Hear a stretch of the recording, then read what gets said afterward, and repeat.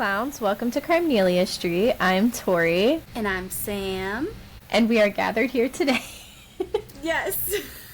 I feel like that's just going to be it for now. Or forever. Who knows? I honestly like it. I was just going to say we both have, it's the last night, or the first night in Indianapolis, which is the last stop in the U.S. for the Eras Tour. So we got that up just in case. Just in case. Happens. Because you know us, we clowning. Last time we did get a new bodysuit, so you never know. I actually have, for my mastermind tonight, I do have a new body. We've got to see that other one at some point. With the taller boots. Right. We need it. When are we getting it? It has to mean something. Is she just going to wear it for one show? Like, doesn't she want to wear it a little bit? Right. Let it have its time in the sun, you know? That snake wants to bask. Right. Yes. That's funny. I was just going to say, we didn't notice it when we talked about it, when it debuted, the new Rep bodysuit. But there is, like, a definite, like, 2 shape on the back of her bodysuit. Is it in the snakes? Yeah. And it's, like, seriously, it's like a 2. Come on. Okay. So, just saying. What do you think? Do you think that goes into the 3-2-1 theory? I have a new theory. We can save that for the end. Okay, I'm excited for that. Yay! But yeah, we'll discuss that more at the end, because we're definitely going to need a palate cleanser after this story. Oh, shit. Okay. But, so your name is May As Well Call Me Bozo. May as well. Yep, because you know us. And I just can't stop making clown puns. Forever clowning. I don't know if we will clown evermore again after December 8th. I'm kidding, we will. Gosh. We'll still have reason, but like it's really hitting the feels lately. Yes, for sure. And like that last time that like Karma is played, and you know, because that's like the last song. Yeah. That's why if the 2 last albums aren't announced during the tour, it will be okay, because it will give us something to look forward to. That's true. You yeah. know? Okay. That's like, it's kind of. I like how you're mentally prepping us for that moment. Because we can use it. I'm managing expectations. Yes. Yep. Sam today is Taylor's Chai Tea Cookies, and I love that because we've really moved from Thanksgiving. We're in Christmas season now, as Taylor Nation announced today on their Instagram. It's November 1st when we're recording this, so Merry fucking Christmas. 'Tis the damn season. Merry Christmas. Yes, you filthy animals. And, you know, it is, like, where I live in Oregon, it's very much cold. Like, today's cold and rainy, and you just want to get bundled up. And the leaves are all beautiful, and it's just, you just want Taylor's Chai Tea. So jealous. Yes. Well, should we get into the story? The sad stuff. The sad stuff. Let's do it. All right, yeah, let's go. Here's everyone's trigger warning. This is just, talks about suicide and crazy religious stuff, really. So just put it out there. And we are going to be entering some cult territory here. Okay. Our first cult episode. Okay. Yeah. I'm like, whew. Okay. So, on March 26, 1997, an anonymous tip called into the San Diego County Sheriff's Office was about a mass suicide that had been committed in a mansion in the Rancho Santa Fe suburb. Upon entering the mansion, the deputy entered through the side door and immediately noticed a very pungent odor before he discovered a room full of bodies. Oh my gosh. The bodies were in various states of decomposition, and they definitely had been there for a few days. And as I mentioned, the smell, they had been sitting in the house in the hot California sun, no AC. So you can imagine. I mean, I guess I couldn't, because I've never smelled anything like that before, but I imagine it was completely awful.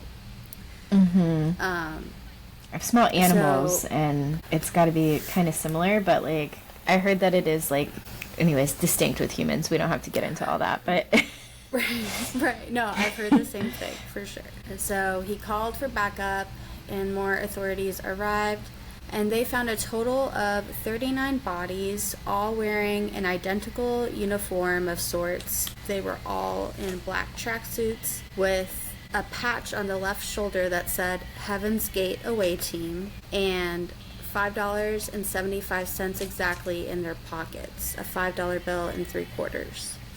They were all wearing the same black Nike shoes, and they were all neatly placed on beds scattered throughout the house. Each member had packed a small duffel bag with clothing, lip balm, and spiral notebooks, which was set at the foot of each bed. A good amount of the men had been castrated, and all but 2 bodies had a purple cloth covering their face and their torso.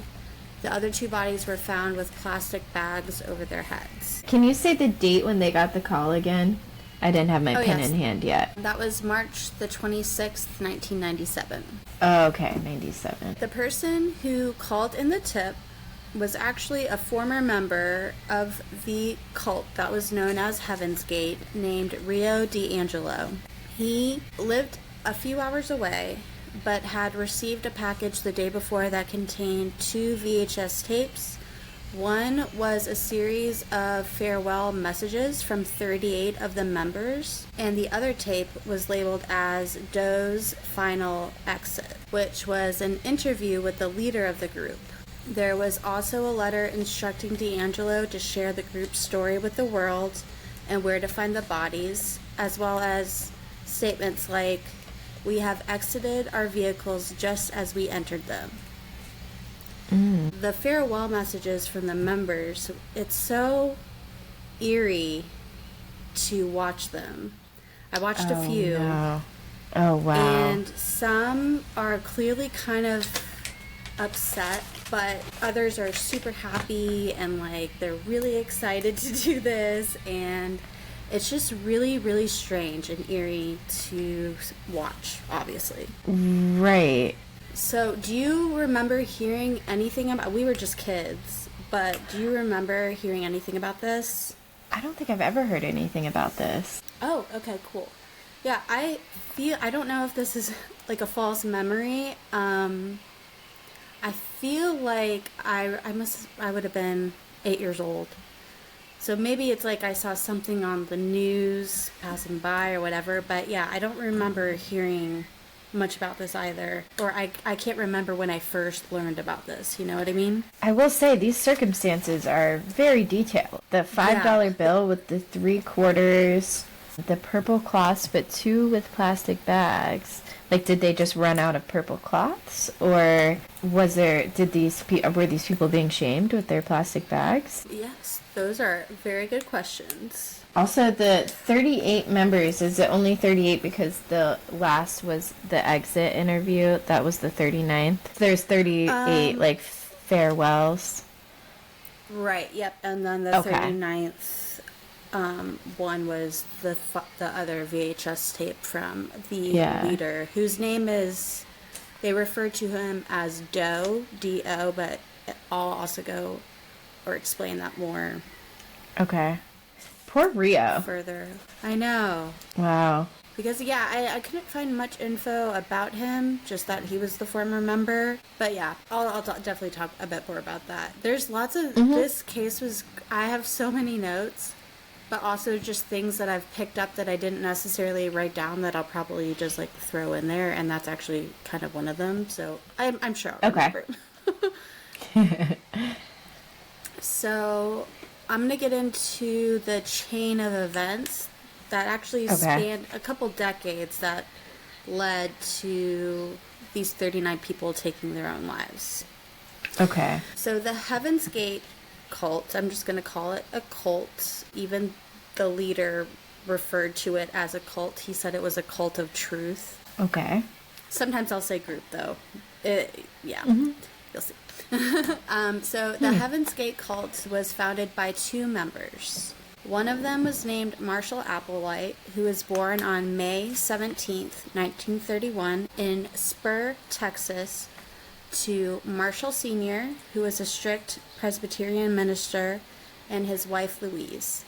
And he had 3 other siblings. The family moved around frequently and was known for being very involved in the church. After high school, Marshall went on to earn a bachelor's degree in philosophy in 1952.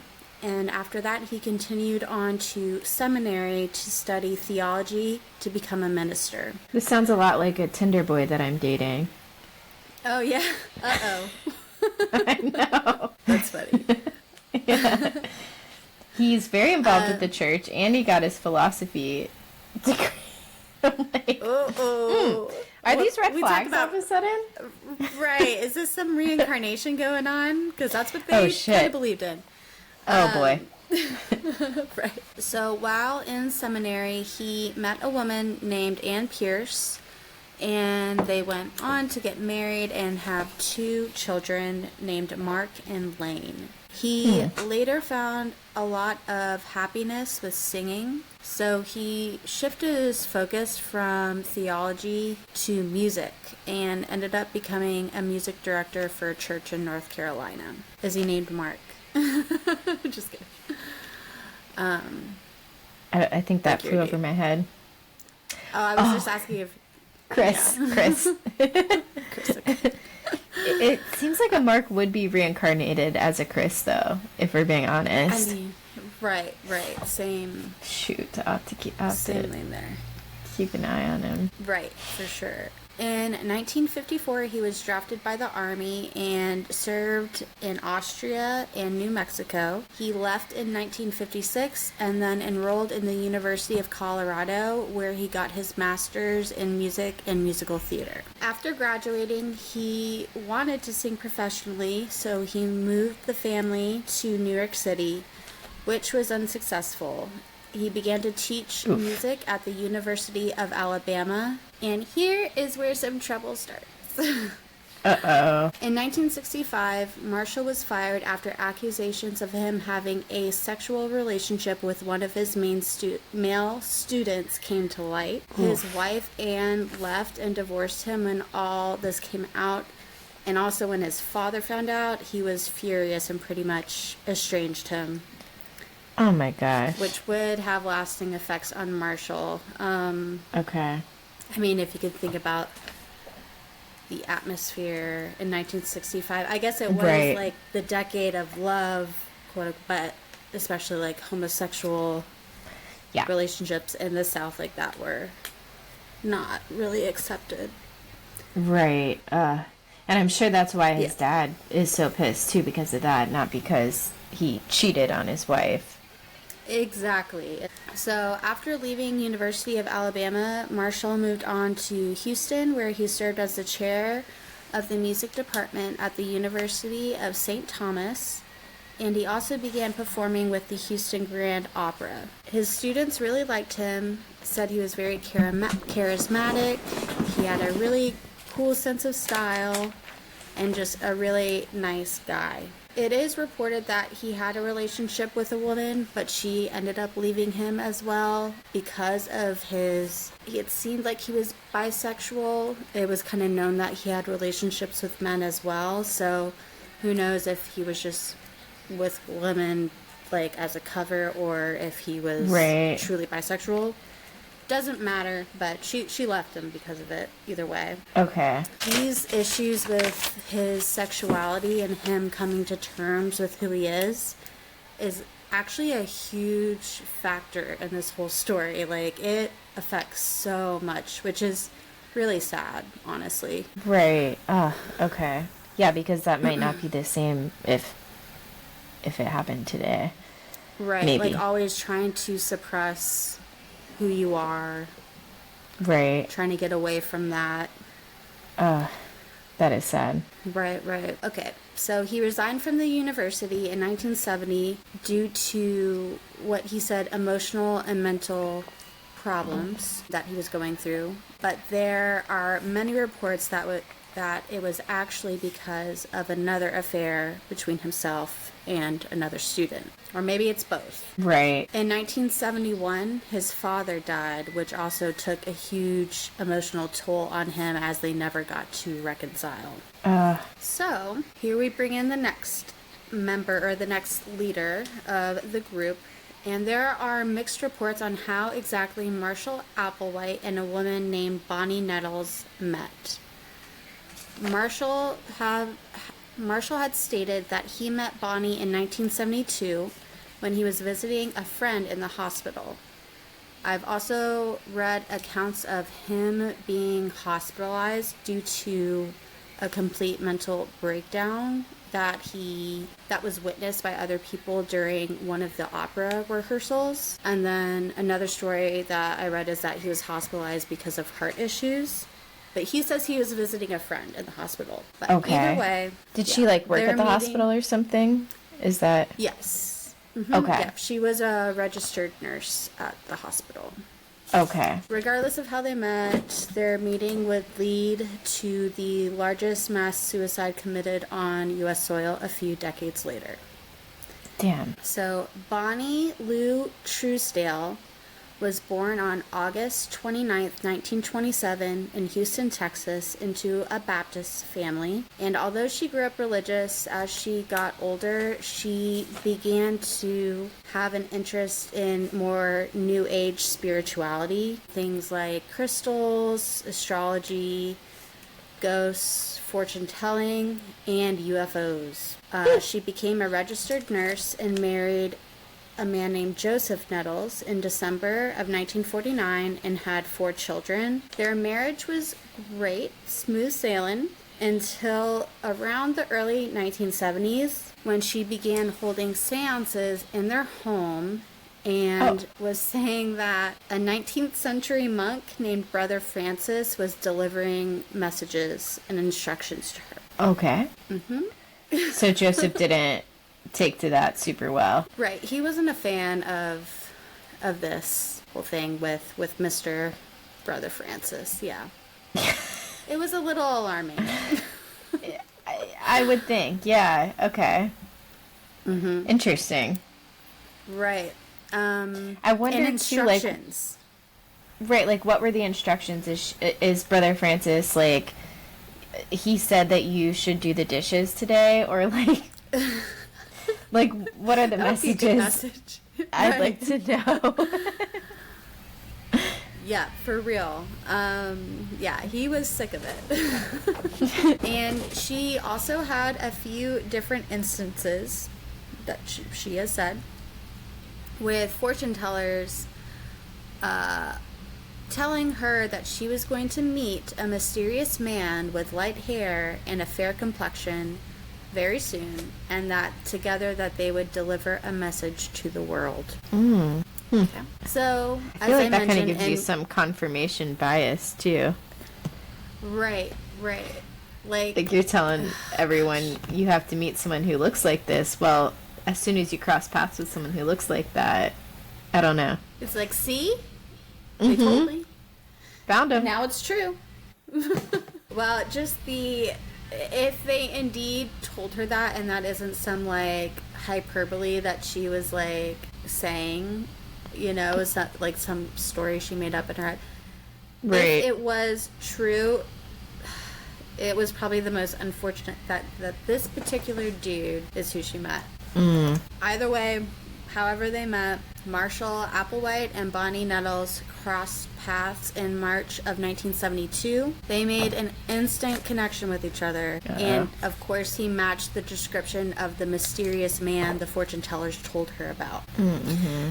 Bonnie performed an astrological reading for Marshall and was completely shocked at his birth chart because apparently it showed that they had known each other in their past lives, and according to her readings, they were destined to change the world with a divine mission. Wow. Yep. She also told him that aliens had told her that she would meet him. Everyone is at play here.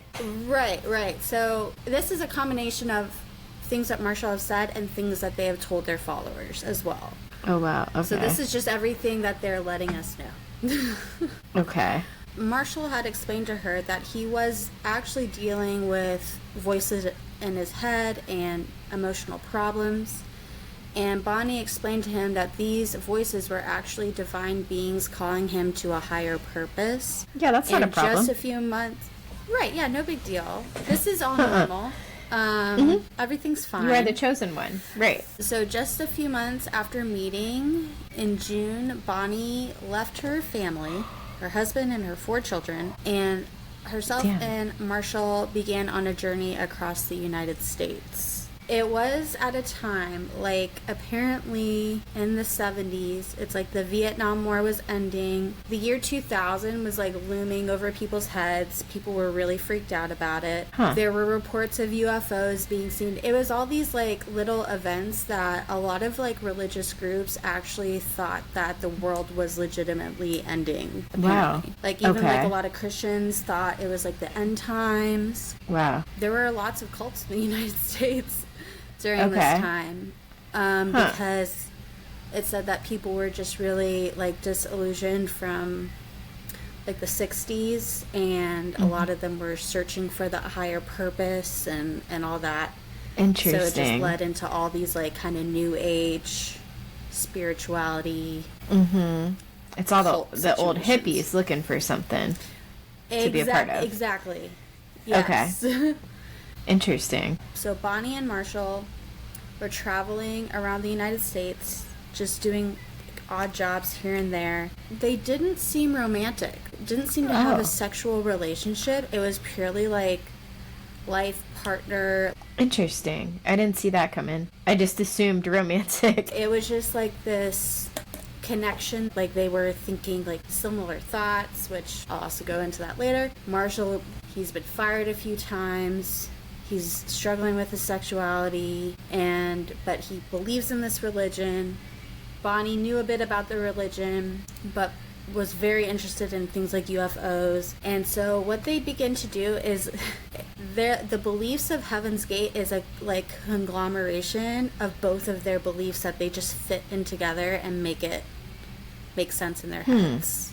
Okay. And it's just very interesting to see the little different rules that they have. So they haven't really gained any followers yet. They're still kind of figuring out what it is that they believe. However, in August of 1974, so this is a couple years later, Marshall was arrested in Harlingen, Texas for failing to return a rental car. He was sent back to St. Louis to jail for 6 months.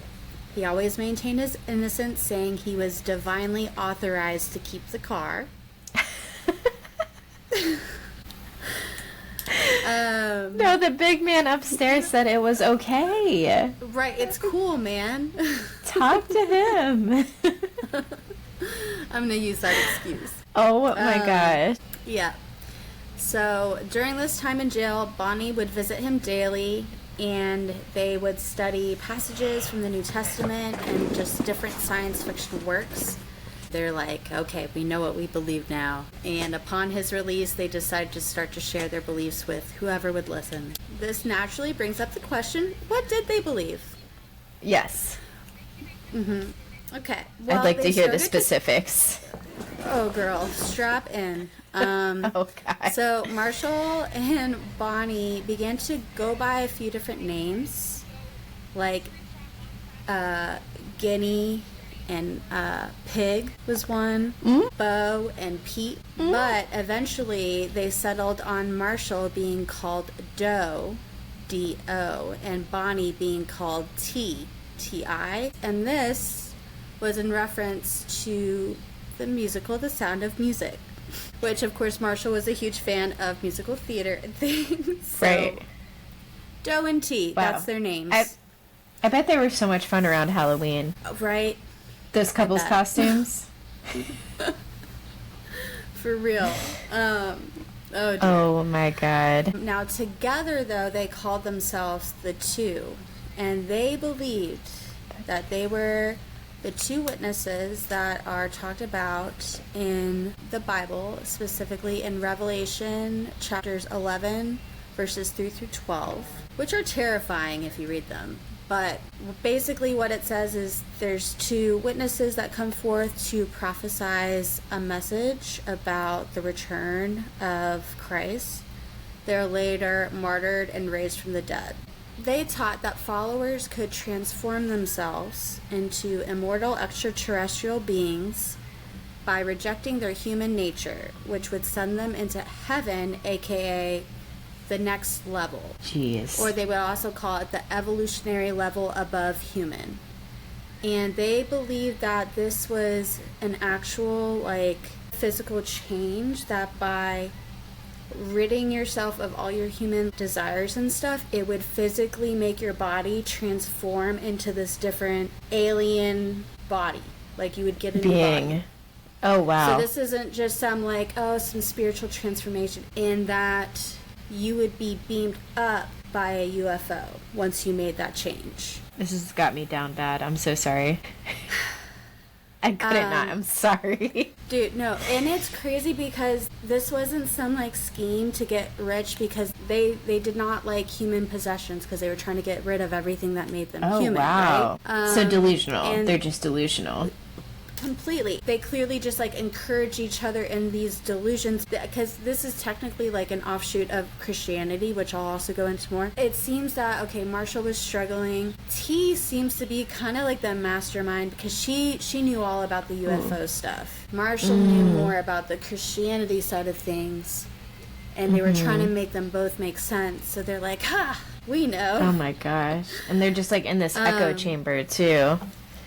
Exactly. And they spent a lot of time alone together, so that was just a few years of them just getting all these plans. So they believed that they were the two witnesses being brought forth to lead others to this next level before the earth was recycled. That's their words. Before the earth was recycled via something called the demonstration, which would trigger the end of the world. Right, which is why I'm interested to see how they ended up where they ended up, because it sounds like they just think that this change is just going to happen, so they must, like, get frustrated at some point that I don't know. You know me, I'm always trying to jump to the end. Oh, yeah. Or predict the end. So they also believe that when Jesus ascended into heaven after he was resurrected, in the Bible it describes it as he ascended into a cloud. But they said that the cloud was actually a UFO. The authors of the Bible just didn't have a word for a UFO yet, so they said cloud. Right.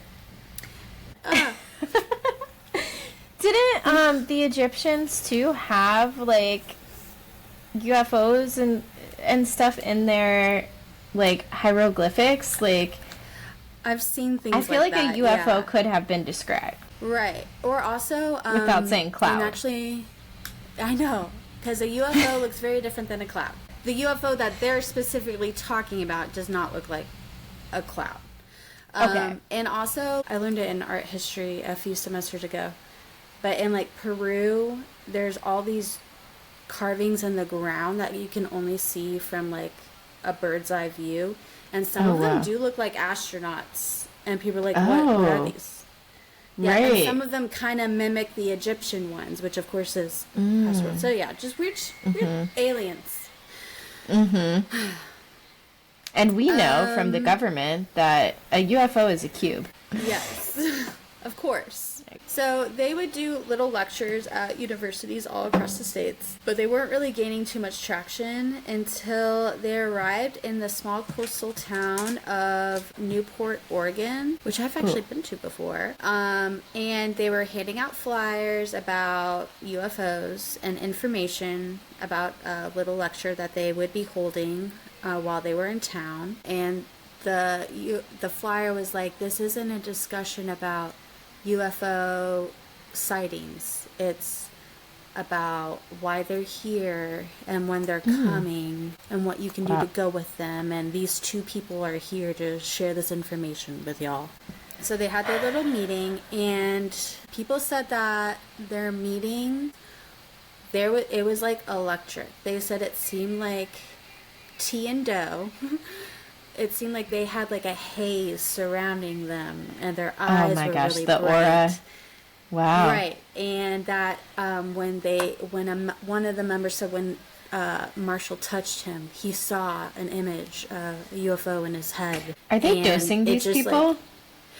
you know what? I'm starting to think you're on to something there with that because I didn't think about that before. But that's how, it's like that sounds familiar. No, just Right. kidding. No, I've seen that too. I've seen God. No, Right. I'm kidding. Right. Regardless, their way of talking and their way of speaking really attracted a certain type of person. Delusional So, person? Or right. As you said, definitely lots of like kind of hippies and okay. a lot of science fiction lovers. Because Okay. I guess that would track, yeah. right. Aliens. Okay. They started gaining the notoriety just because 20 people from this very small town would end up selling all of their possessions and abandoning their lives completely to join them on this Wow. journey. So there are like all these like news articles about it. Did they really get beamed up or did they just go with these two people? They didn't actually disappear. They just stopped talking to all their family and sold out They their were shit. isolated. Yeah. Yeah. So eventually they gained around 200 followers through events like this throughout the country. They were always just claiming to be extraterrestrials from another planet, searching for other like-minded people because as far as they were concerned, Marshall and Bonnie, they were already like physically perfect. They were just here to bring the message. That's what they believed. And so once they did get enough followers, they started to become very reclusive. From 1976 to 1979, they pretty much lived in poverty. They would complete odd jobs here and there. They would all sleep in tents and sleeping bags and campsites. And then eventually the large group would split up into smaller groups that Bonnie would call star clusters. So they would kind of separate and try to recruit other members, but they weren't being so open about it at this point. So eventually they realized that they needed more money to survive pretty much. A lot of the members were into IT and they helped to build websites and databases for a few random companies like in Germany, the UK, and randomly a Christian music store. And this started to bring in plenty of money. And then there was also a few members ended up getting a pretty large inheritance from their family, and that supplied them with money as well, and they began to rent out homes. Okay. So there were some rules. Oh, wow. Some strange rules. There were rules like you shouldn't be clumsy or... Oh, God. Oh, God. Right. I know. Oh, my God. Yeah. I would be out in a heartbeat. Exactly. They would eat me. Me too. Oh, my goodness. Yeah. You couldn't be clumsy. You weren't allowed to question the leaders, of course. Oh, of course, yeah. Another one was celibacy and no Come sexual on, touching why of do they thoughts. all gotta do that? Right. And I can't honestly, people if be you think about happy? it, this is like, I know. This had to be because of Marshall's internalized homophobia. He was struggling so much with his sexual thoughts that was just the rule. Which is weird feel because like he's supposed to it's- be perfect. Right. I feel like it's a weird control thing, too, because when people do, like, form that bond, then they're more likely to, like, you know, discuss things amongst themselves and maybe, like, leave eventually. But if they keep people from forming that bond, then... I don't know, they have That makes a lot an of extra sense. layer of control. Yeah, for sure. So, yeah, no sexual thoughts, no romantic relationships. Oh, no thoughts Couldn't either. be clumsy. You couldn't, you had to keep your thoughts very simple and pure. You couldn't, you know, think too much into things. Can you imagine us ADHD girlies? Like, I'd be at the whipping post. We would not last an hour in that asylum. I'd be like, wait a minute, if I sign up, you mean my thoughts will chill out? Right. Dope.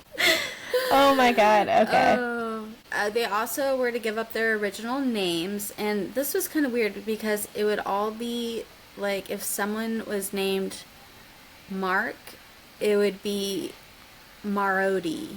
Or if your name was Jack, it would be Jackody or something. It was just the first like 3 letters of the name, which were capitalized, and then Odie at the end. Right. Such creativeness. I know. Everyone's so creative.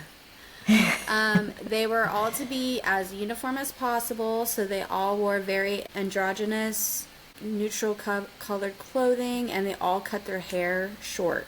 And anything catering to your ego was forbidden. They went on a very strict diet, and every few months they would go on this cleanse of lemon juice, God. cayenne pepper, and maple syrup. I'm like, didn't Beyonce say to do that? Did you? I feel like I read it like a long time ago. Huh. How long were they on the cleanse for? They would do it for 3 months at a time. Oh my God. I'm surprised people don't die from that. I guess you're getting calories. It's got to clean the gut out. And also, so there was to be no contact at all with your family or friends outside of the group, even their own children. Course. So women and men obviously were leaving their children, but there's one couple who joined in particular who they had 3 children. She was pregnant with twin girls. Her husband found them on their website and told her about it, so they both agreed to join up together. So not even like 2 weeks after she gave birth, they left their newborn daughters and everything to join this cult. And oh my God. so sad. And at one point, so apparently the wife was kind of having second thoughts. Yeah. And they also, of course, had to split because they were husband and wife, and they had to split. But she was starting to have doubts. So Joe, or Marshall, told the husband to go out to the store to get something or whatever. And by the time he came back, his wife was completely like, no, let's do this. I want to stay in the cult. So whatever he had said to her convinced her immediately to stay. And that's like, oh my gosh. scary. Yeah, it's really strange. That's a story I heard about on another podcast about this. But that just was really sad to me. Yeah, and the twins too. Jeez. I know. So they would rent these huge homes, and to avoid detection of so many people living there, only a few people were allowed to go outside. And the rest had to stay inside, and they would like keep all the windows covered. And then there would be these shifts of members who were supposed to stay outside at nighttime and keep watch on the sky for the UFO that could come at any moment. They wanted to remain somewhat secretive once they gained enough followers, so the lack of outside influence would help the crew members achieve that higher evolutionary level above human, which Marshall and Bonnie were already there. They were just there to help. Marshall and Bonnie would sometimes make sudden drastic changes to the group. On one occasion, while they were staying in Texas, they told their followers of a forthcoming visit from extraterrestrials and instructed them to wait outside all night, at which point afterwards they informed them that it had just been a test. Just kidding. This was a test. My gosh. So Marshall would often emphasize to his students that they were free to disobey if they chose to, but they did make it clear that they would just be abandoned if they didn't follow the rules. So that no one was pointing a gun to these people's heads. But there was definitely like some brainwashing going on. Right. And then kind of isolating them from everyone else, and then being like, well, you're on your own now if you don't listen to what we say. Because good luck, the earth is being recycled. Right. And it was going to be recycled by these beings called Luciferians. Sounds like a Christian thing. I've heard that. Exactly. Yeah. A little suspicious here. See what I mean? How like everything they're saying is just like a mix of Christianity with aliens. Yes. Yeah. Like we solved the answer to life's biggest question. We got it. Oh my gosh. Yeah. And so also at this point they did start getting really strict with the rules, and Marshall started to emphasize quality over quantity in regards to his followers. Okay. And at this point, they also believed that Marshall was Jesus reincarnated. Okay. They're like, no, he's Jesus.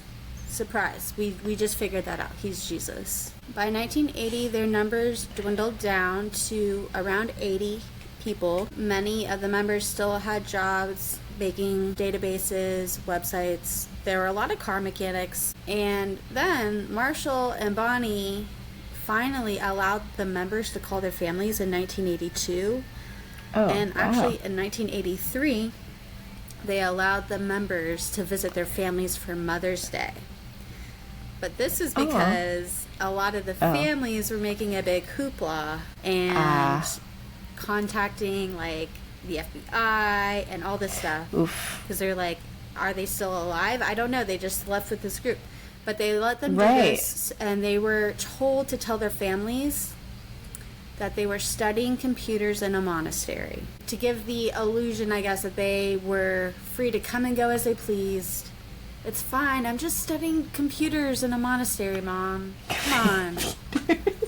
So, yeah, things were just kind of bopping along until 1983, when Bonnie had to have an eye removed because apparently, and they didn't tell the followers this, but she had been diagnosed with cancer several years prior. And also remember, they've been telling their followers that they are physically perfect. Perfect, yeah. And cancer is the opposite of that. She lived for a few more years and then ended up passing away in 1985, which shocked the cult. And also Marshall, of course. Yeah, it's just crazy that, like, he could say that he's shocked when it's like, right, you knew she had cancer. Like, it wasn't just gonna bippity-bop away. Like, I don't know. Yeah. That's crazy. So at this point, Marshall was on his own, and he had to come up with an explanation for her death. I mean, probably to protect his own worldview, and also to reassure the others. Right. So he came up with it. Surprise, surprise. He told the followers that she had to travel to the next level. She was ready, obviously, because she simply had too much energy to remain on Earth, and her next level body burned up her Earth body, and that it presented itself as cancer. But that was just all of her energy. How long do you think it took him to come up with that? I'd say 15 minutes. It's something like that. From what the member said, this guy was a mess. He was not doing good. He was shooketh. I mean, that was his lifeline to the next level, because it just they really believed this. All but one member accepted this new belief. But despite that, Bonnie dying, it just really shook him, as I mentioned, to his core, and he just became very depressed. And he still, even though he came up with this new explanation, he just had this huge crisis of faith, which he now had to try and give more reasons for. It's like the cognitive dissonance is unreal. So he began to tell his students, his followers, she actually still communicated with him. And now he actually believed that she was actually the Heavenly Father God. So he was the Jesus, she was the Heavenly Father, the Son. And he would even refer to her as he. Oh, wow. And then he began to tell his students that instead of it being like this physical, actual change, the metamorphosis to reach the next level. Here we go. It could also be a spiritual change triggered by death. There it is. Yep. So he hadn't mentioned suicide yet, but he was saying, let's say one of us gets in a car accident, blah, blah, blah. That's why you need to make sure that you're ready at any moment to ascend, is pretty much what he was saying. Marshall began to rely on his students actually for more emotional support, which they gave, and it kind of shifted more from being about like, this is what you need to do to get to the next level. It shifted to focus on like him more, because he was going through all these issues. and that caused like a lot of kind of problems within the group. But yeah, he was definitely going through some like severe abandonment issues, because he then organized a ceremony in which he married all of his followers. He sat in the middle of a circle, and they would all come up to him and kneel, and he would kiss them on the forehead, and he gave them each a ring to wear. And apparently he was just like sobbing the entire time. He began to be just super paranoid about the government raiding their group, the impending apocalypse, and he started to compare Earth to an overgrown garden with weeds, and that anyone who didn't believe in what they believed in were being brainwashed by the Luciferians. Oh my gosh. You know, the government was, of course, in on it. So by the late 1980s and early 90s, the group had gotten smaller, down to about 26 people. And in May of 1993, Marshall decided it would be a good idea to spend around $30,000 for nearly a full-page ad in USA Today, just warning of Earth's upcoming recycling and urging people to join, saying this is your last chance. So he does want more followers at this point. At this point, yeah, he's like, I don't have enough people, so I need to get more people. More people! This, along with a few public lectures that he started doing again, brought back actually 20 former members, as well as a few new followers as well. It's crazy that people would go back. Like, after leaving, being back out. You'd think you'd get back out in the world and be like, oh, wow, like, how was I so brainwashed, you know? Caught up in that. Crazy. And Right. Interesting. Just like the psychology behind that. I know, it's wild. From June to October 1995, the group moved to New Mexico, and this is where they begin to teach suicide as a possible way of reaching the next level, explaining that everything human had to be forsaken before one could ascend. 1995 is when suicide started to be discussed. He also became really focused on suppressing his sexual desire.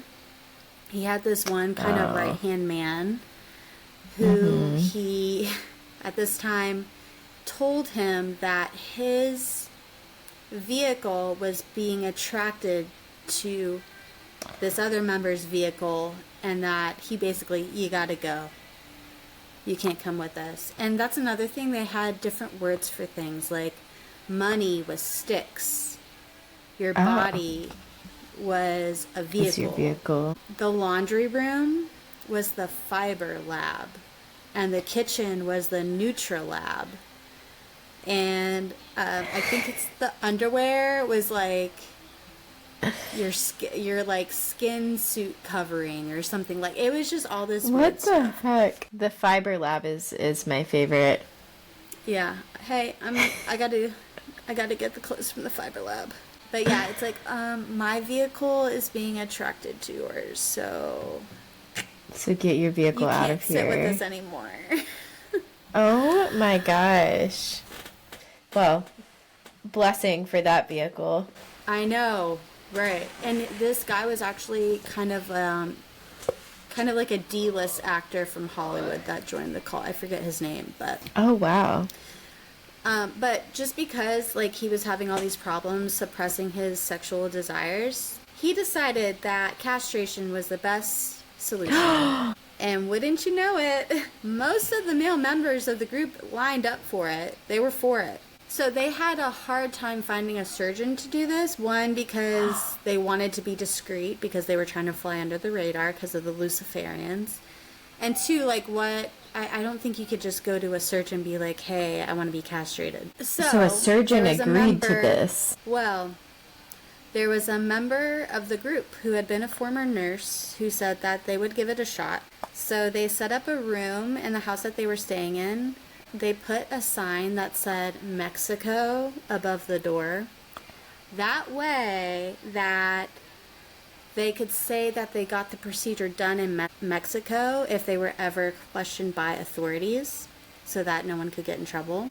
So the lucky first member got the procedure done. However, surprise, surprise, he started to have some complications from the surgery. Probably like an infection or I don't know. I don't know. So the members kind of panicked and they just dropped him off at the hospital to get the medical attention he needed. And then they proceeded to just yeet his testicles off of a bridge to get rid of the evidence. Wow. Okay, so castration, it's the removal of the testicles, but not the penis? Right, yeah, because I guess the testicles, that's where the testosterone comes from or something, and to get rid of the sex hormones. Okay. So after did that member come back? Yeah. Yeah. Okay. So eventually they did realize that they needed a professional for this. So Marshall and 7 other men ended up actually going to Mexico to get the procedure done. And so they were all castrated in Mexico. They probably got drugs at least, because that first guy probably didn't get drugs. Oh my god, I didn't even think about that, because another one of their rules was no alcohol or drugs. Yikes. Okay, well, moving right along. I'm having trouble moving past that. I also just think, like, just throwing his testicles off of a bridge into the water below. Like, bye. It's rough. That's rough. It's rough out here. In October of 1996, the group moved one last time to San Diego, and they rented a mansion in the Rancho Santa Fe area. Here, they learned of this comet that comes around once every 4,000 years called Hale-Bopp that was going to pass by Earth. And Marshall came to the conclusion that Bonnie was in a spaceship that was trailing the comet. Okay. And Bonnie was in it. This was her coming for them. They started to record video messages that told the viewer that this was their last chance to evacuate Earth before it was recycled. They had a website, which is still up, by the way. And yeah, they uploaded this to their website. And then in late March 1997, the group recorded their farewell statements.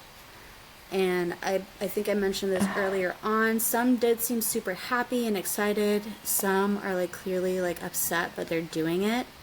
But they all collectively like praised Doe or Marshall in their final messages.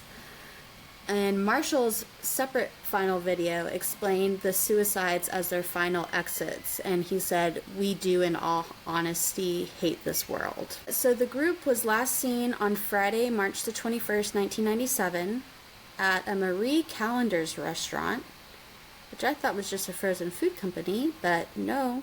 I thought so too. A restaurant. Huh. Okay. Chicken pot pies, I'm sure. Oh yeah. The 39 members all ate the same final meal, which consisted of an iced tea, a salad with a tomato vinaigrette, a turkey pot pie, and a blueberry cheesecake for dessert. The suicides began on March the 22nd, and it consisted of 3 rounds that occurred over 3 days. The members were instructed to mix a large amount of phenobarbital, which is a common end-of-life drug, with applesauce or pudding. They were then to chug some vodka, which is probably also laced with phenobarbital too. And they were then to secure a plastic bag over their head and to lie down and just relax. Just relax. Whoa. Right. Yeah. Just relax. Oh my gosh. And then to be like not in the first round and see that happen, and oh my gosh. Right. Those people had to be pretty scared, honestly. Dude, for sure. And who knows if like those other people had to like hold the bag, because like your natural instinct, if you're still kind of awake, would probably to take it off, you know. So Marshall was one of the last 4 to die. There was 3 assistants that assisted him with his suicide, and then they placed the purple cloth over him and then did the process themselves, and there was just 2 remaining who were just unable to cover themselves, and their plastic bags were left on their head. So that explains that. Wow. Right. And unfortunately, that's the end. This devastated, obviously, so many different families who haven't heard from their loved ones, and some months, some years. Some had been there from the beginning. Some were recent members. I think the youngest member was 25. Yeah, what are you really going to do sad. when you've been isolated from your friends and family too, and you don't, have a career, you don't make money on your own, like you live in this house with these people. It's hard to get out of that once you're in that situation. That's so sad. Yeah. Damn, 40 people. Bonnie's daughter said that she learned about her mother's death like months later after it happened. Like a couple of the members went up to her and were like, oh, by the way, Jesus. and just like all the children and the grandkids of the people now. And Wow. Yeah, that's got a far reach. but that's the story. That's a heavy cult episode. I'm not gonna Yeah. lie, you said cult and I was like, oh, it'll be, like it'll be interesting, but like maybe not that heavy. Oh. Right. I was a little surprised too because it just seemed, and we kind of talked about this a bit when I first mentioned I was going to do a cult, how there's like, if there's something like the McDonald triad, but for people to join cults, and it did seem like these people were all, as you saw, there were people in IT. There were like a lot of like seemingly well-developed like people, like all over the board, sucked in. But I guess maybe just that's all surface level, and I mean there has to be something else. Or could anyone be at risk of joining a cult? I don't know. That is the question, and I think that's like the most interesting thing about learning about cults too. It's you think like you want to think, oh, I would never do that, but people do. And it's like what what puts people in that state to where they're open to doing that. Yeah. Well, good research. That was a good one. Thanks. It was interesting, and the website's really creepy. Oh, I can't believe it's still up. I know. Like, who is maintaining that? Who is paying for it? Who is paying for that? That's a great point. I think it's just heavensgate.com. Yeah. And you can tell it looks very similar to how it probably would have. Like, there's no Flash. Just basic HTML here. Bop brings closure to... It's like they're still trying to explain and come up with reasons, I guess, why Earth hasn't ended yet. I don't know. It's weird. Our 22 years of classroom here on planet Earth is finally coming to conclusion. Graduation from the human evolutionary level. We are happily prepared to leave this world and go with T's crew. Now that's creepy. That is so creepy. The exit press release. Right, ew, yeah. It also says, if you study the material on this website, you will hopefully understand our joy and what our purpose here on Earth has been. You may even find your boarding pass to leave with us during this brief window. Dude, what the fuck? That's really freaky, that last bit. It's like, no, you can keep the boarding pass. Yeah. I have a 4 in Mastermind so far. I have 4 points. Oh, let me check. Yep, still 4. The only thing I've gotten right was the blue guitar. Oh, nice. I have a 10. Wow. Yeah. I went full on clown mode with mine tonight. So for the listeners, what I had in my mind was she's going all green. Whether it's for debut or reputation or debutation, we're going teal or green. So I was like, we don't have a teal leather bodysuit. It's going to be new. We don't have a teal the man jacket yet. It's going to be new. So gotta be. But we did have a blue guitar, so I did go with the blue guitar, and that is the only thing I've gotten right so far. Nice. I don't think I've ever gotten the red shirt right. That's actually one of the things I got right. Oh, nice. Yeah, I got that right, and then I got the gold and black bodysuit right, and that's nice. So far. Yeah. Yeah, I was thinking she's going to bust out the high boots one. Nope. I think I'm going to save that one for the last night in Indy. Okay. Oh, yeah. What's your theory? We're going to get TS12 on 12/13. Mm-hmm. TS12, maybe. I think it's going to be Karma. We get Karma. And then, so she's been doing 3-2-1, 1-2-3s all over the place. So for Midnights at 3 a.m., we got like an extra 7 or 8 songs, something like that. Torture Poets Department at 2 a.m., we got an extra album. At 1 a.m., when we get Karma, we're going to get Reputation. No explanation. And it's okay that she didn't get the pre-sales for it because she would have gotten the pre-sales and stuff for TS12. So it's almost like the anthology where she didn't get the pre-sales for that. Yeah, That's what I got. I'm here for it. And that's kind of a mixture of like some other theories I've had I've heard from other people, and I've kind of mixed it around into my own thing. But I can't make jokes about that. In the Bejeweled music video, when she goes up the elevator and she's pressing the buttons, I mean, 6 is next, you know, and 6 is black too in the music video. Okay. So you think Reputation's next? I do. Okay. I do. I'm just gonna stick with it. But also there could be, like, as you said, TS12/Karma, and then drop the whole Reputation TV after that. And then next year we'll get our debut. But I do but there's lots of debutation signs. I know. And it's like, is she just messing with us? Or, and I also feel like if she does, it could be TS12 or debut and Reputation. But if she does one more album that's not already on the poster, then it fills the poster out too. Exactly. And wouldn't she want the poster filled out now? There's only a month left. Right? What are we going to fill it out on the last day and then say, oh, where are we going to hang it? Right.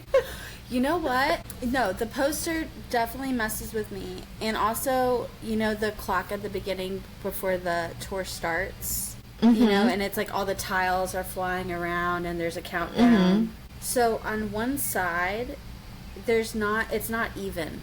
If you look at it. Oh, God. There's tiles missing from the left side, I think it is. Which is weird.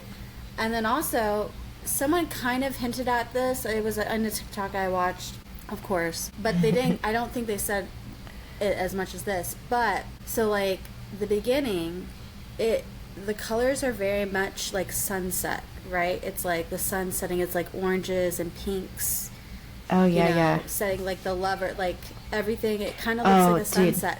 And then all the sunset stuff right now. Right.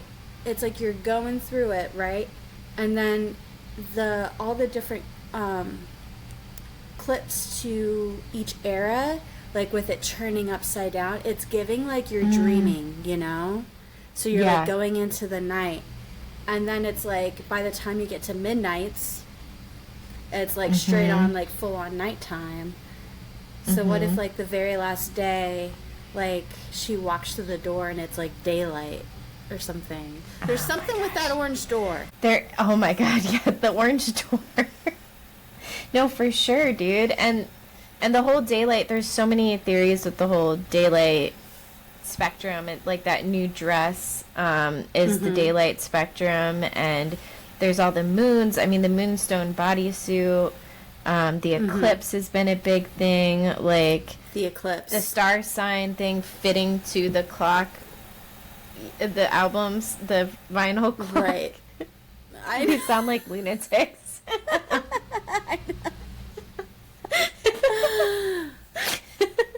It's okay. She made us this way, though. Thoroughly trained. Right. No, we're onto something here. So you sent me today a TikTok about like all these poor Swifties getting scammed by this woman putting on this like event at the Holiday House. Yeah, so it's the Holiday Inn, but I think she has this company called Holiday House or something. But I remember seeing this article saying one Swiftie booked like 500 rooms for the Eras tour, and here's why. And I never really looked into it because I just wasn't. It seemed like really clickbaity to me. Yeah. But apparently, this girl like scammed these people out of so much money. Like, oh my gosh. She would like the room per night was $879 at a Holiday Inn. Which it's like, okay. That's wild. You know, the hotels are probably charging more because they know it's the Eras tour, but still, not that's that insane much for a Holiday Inn. Right. and she had arranged all these events. Like, one was a brunch, which was $125. But surprise, the brunch was the continental breakfast that was included with your stay. And you know that's always so disappointing, too. Dude, for sure. It's like bagels and scrambled eggs that are made out of, like, powder that you add water to. You know? It's not some like, gourmet catered meal. Wow. Oh my God. When people started calling her out on it, she's like, I spent over 40,000 hours and $10,000 of my own money planning this and blah, blah, blah, blah, blah. It's like, well, you really suck at planning. Yeah. And something happened with the Eras Tour tickets themselves, I guess, because that was also looped in with the package. Oh, I didn't God. get that far into the story. But also, this one lady in the group, you know how, of course, usually it's a child that gets the 22 hat. This one lady was like, can you guys help? I need some visibility because my daughter, unfortunately, has cancer. We love Taylor Swift. We're going to this event. So can you share my post so Taylor has a better chance of seeing it? Blah, blah, blah, blah. And the girl responded saying, everyone gets sick, you know, everyone has family, you know, you don't deserve it more than anyone else, or she doesn't deserve it more than anyone else. Saying this about like a little girl who's terminally ill. What a monster. I know. Yeah. Oh so my sad. God. Double pink. And pink. What is the reason? Not at all on my bingo card. Is pink even a color? I think so. Right? Okay. I know there's red, orange. Oh, yeah, it looks like, pink's on there. Huh, I never choose it. I don't think me neither. Dang. Yeah. We don't have a pink album yet. Because I do keep, Lover's pink. Lover's pink, yeah. Right. What's the heart color for Lover? I think it is pink. Instagram post. That's what I'm going to, yeah. I'm sorry, putting debut as green, that's crazy. It is crazy. I mean, I guess what other color would she put it as? I think that's what, it is, and it is pink for Lover. Pink, Midnight's. What's brown? Reputation, Lover, Folklore. I can never say Folklore, or Folklore's gray, and then Evermore's brown, and then Midnight's is blue. Okay. Yeah. Another night of clownery down the drain. Yep. Oh, did you see recently came out and said that Taylor had the option to do dynamic pricing with the Eras Tour tickets and that she didn't? I thought that was kind of cool because everyone was giving her so much flack back when all the Ticketmaster stuff was going on, which was all on Ticketmaster and their systems being trash. Right. But yeah, it's pretty cool that she had that option and decided against it. That is pretty cool. And I feel like her next tour, the ticketing situation will be different. I hope so. I really hope she would just open up her own ticketing company. She has the means. She should. It's hard though because Ticketmaster and Live Nation own all the stadiums.